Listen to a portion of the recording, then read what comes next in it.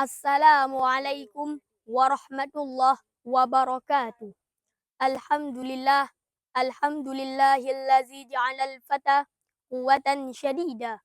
Wassalatu wassalamu ala nabiyil mustafa wa ala alihi wa ashabihi ahli sidqi wal wafa. Amma ba'd.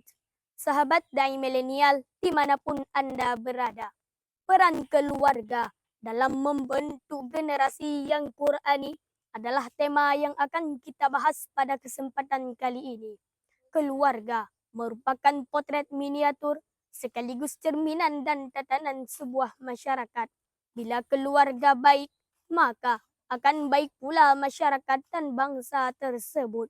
Sebaliknya hadirin, jika institusi keluarga rusak, rumah tangga hancur, maka ini merupakan isyarah awal dari kehancuran sebuah bangsa. Demikian ungkapan Syekh Aidil Fatih Abdullah dalam karyanya Buyutuna Kama Yajibu Antakuna. Ungkapan tersebut menggambarkan betapa penting peran keluarga dalam membangun sebuah bangsa. Jika kita menginginkan bangsa yang baik, maka bangunlah keluarga yang islami, rumah tangga yang Qur'ani, figur ayahanda yang bijak dan berwibawa, serta sosok ibunda yang lembut dan penyantun.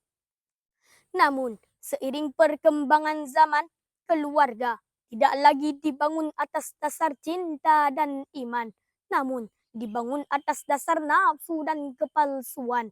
Rumah tangga yang kita harapkan menjadi madrasatul ula justru menjadi tempat persinggahan semata.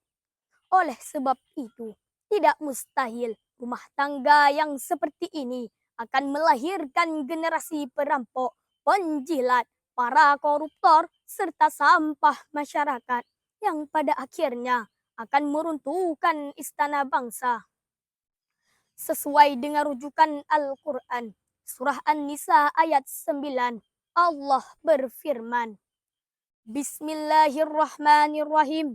Wal yakhshal ladzina law taraku min khalfihim dzurriyyatan dhi'afa khafu 'alaihim falyattaqullaha wal yaqulu qawlan sadida. Dan hendaklah kamu takut kepada Allah, orang-orang yang seandainya meninggalkan di belakang mereka hanya anak-anak yang lemah, yang mereka khawatirkan terhadap kesejahteraan mereka. Oleh sebab itu, hendaklah mereka bertakwa kepada Allah dan hendaklah mereka mengucapkan perkataan yang benar. Hadirin, ma'asyiral muslimin rahimakumullah. Menurut data statistik tahun 2014, Indonesia yang mayoritasnya muslim dan fanatik dengan keislamannya, namun 75% generasinya tidak mampu membaca Al-Quran. Fakta tersebut cukup memalukan, mengkhawatirkan, bahkan mencemaskan kita. Hadirin, disadari atau tidak, ini merupakan rencana awal Barat dalam menjajah dunia Islam. Perdana Menteri Victoria pernah berpidato di depan parlemennya.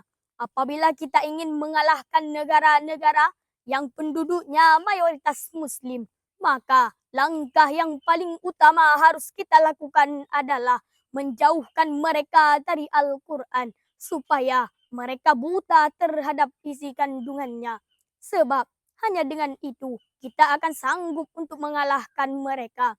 Selama mereka berpegang teguh pada Al-Quran, selama itulah kita tidak akan sanggup untuk mengalahkan mereka. Oleh sebab itu, keluarga sebagai madrasah utama umat Islam berkewajiban untuk mendidik, mengarahkan, dan mengajarkan anak-anaknya Al-Quran. Sebagaimana yang diungkapkan dalam pepatah Arab, Al-Baitul Madrasatul Ula, rumah merupakan sekolah utama.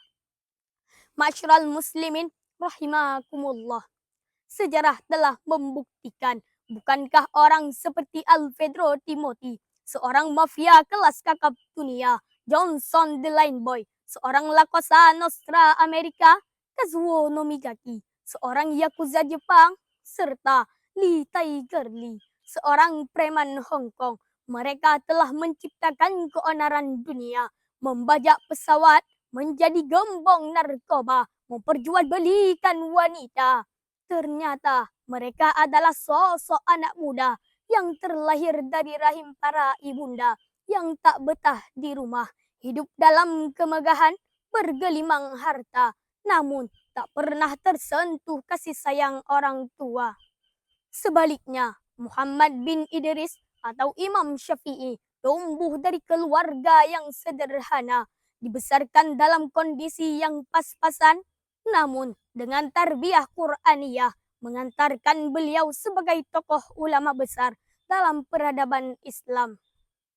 Hadirin, ma'asyiral muslimin rahimakumullah.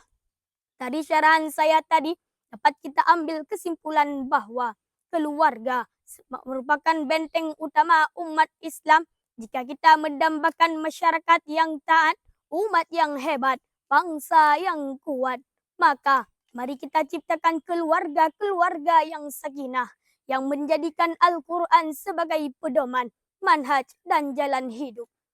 Demikian yang dapat saya sampaikan.